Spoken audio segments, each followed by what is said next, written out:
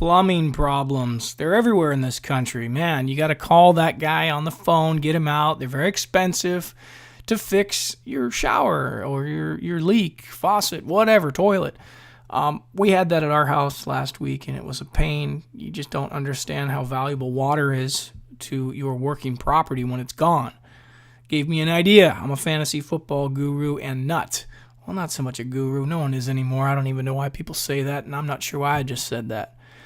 But the thing is there's different size of pipes and types of connectors and drains and vents and all this stuff. And I thought, this is fascinating because I'm doing Scott Fish, and it's going really well. Scott Fish Bowl, for those of you that don't know, it's an invite only, and there's 550 to 700 people in the country that get to participate. A lot of experts, a lot of really good guys, a lot of guys way better than I am. I'm a nobody, but I got invited.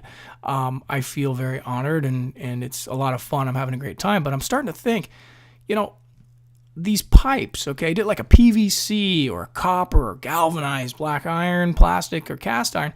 They're just like your drafts, okay? As I'm starting to do this fishbowl draft, I'm starting to realize that there's some similarities here with plumbing. You can learn a few things.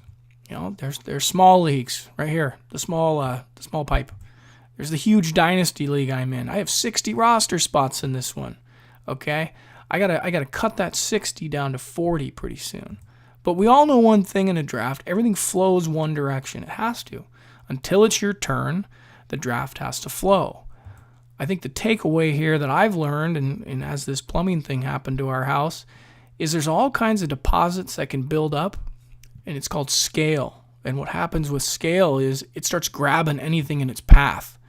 And lo and behold, the solution to our house was we had to have a snake come in. The plumber put the snake, the video camera, everything, and it did exactly what you're seeing right here. It unclogged everything.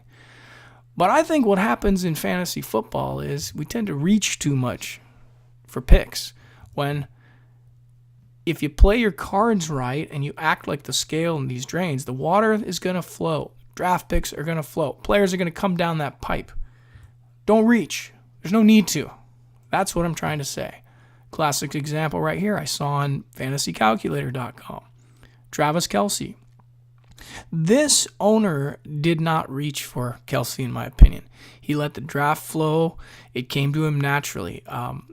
The thing is you want guys to fall to you. You don't want to reach and say, doggone it, I took, somebody way too early and I could have had this guy, later in the draft. Because as you let guys fall to you, you're building your squad even tighter and bigger and bolder. So that's kind of what I saw in this plumbing example. Now, to Scott Fish, here's my drafted team so far. You have to understand, you're looking at a team that's kind of different. And I think it's not very vanilla. It's not very standard because of the scoring. Scott's changed this whole thing now to first downs. So there's no PPR. Okay, PPR is gone, out the window. If your player gets a first down and he is a running back or wide receiver, you get 1 point.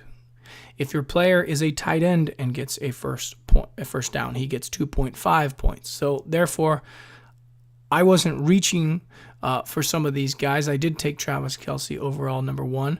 But the difference is, if this is redraft and this is Scott Fish and your guy it's a premium scoring, then everything can be changed. Now, some of the guys that fell to me that I thought were excellent were Matt Ryan. I thought Phillip Rivers fell to me. I really like Ty Montgomery fell to me. Amari Cooper fell to me in the middle rounds. It's incredible how long he lasted, but a lot of people were fading wide receivers. Scott Fish is teaching us all a lot because it's jungle mode. When you have quarterbacks right here, okay, scoring 6 points per passing touchdown, and you have running backs and receivers that only get 5 fantasy points for scoring touchdowns, you really have to try to figure out in a draft like this, where do you want to start? What kind of strategy are you going to run? Now, to me, I had to have premium tight ends, and these are some of the guys that I really like this year. I think if you do get Matt Ryan like I did, you have to have his tight end, Hooper. This guy is on a path where I've already done some articles on him and some talk about him. He's somebody that's going to have a nice year. I really like Evan Ingram from a fantasy tight end perspective. Is he the best athlete or whatever? Of course, he runs a 4.4 or 4.5, whatever. The guy's really fast. But a lot of people are saying, no, he's just, out of the tight ends, he's not as good as Njoku. And he's like, doesn't matter. In fantasy football, it's really funny because a guy like Evan Ingram is going to do really well with Eli Manning. Can you imagine if they spread that offense out and they start throwing that ball all over the field? The guys get tired. Linebackers don't know where he is. The tight ends are looming in the background, especially goal line situations when Odell is covered. Now they got Brandon Marshall. He's covered. Everybody's covered. Now it's one-on-one with that tight end. I'll take Evan Ingram. So here's my draft, and I guess the purpose of this video, it's kind of like what we were just talking about. The draft was flowing down. I really, honestly, I'm telling you the truth, did not reach for a single guy. I got to take a lot of guys who I'm high on this year. Lockett, I really like. Corey Davis, I think he's got some exciting yards and some exciting first downs his way. Will he be the best player on my team? No, but I feel like he's somebody I took a risk on later in the draft. I love Amari Cooper. He's my number 3 overall wide receiver this year in fantasy football. DeMarco Murray was another guy I'm really high on just because of that Tennessee offensive line. So excited about him, excited about Ty Montgomery. My draft is not done. I still have about 6 to 7 more picks. But here you go, classic example. Just let that water flow down right here. Just catch guys. Your V means fly trap. Catch them.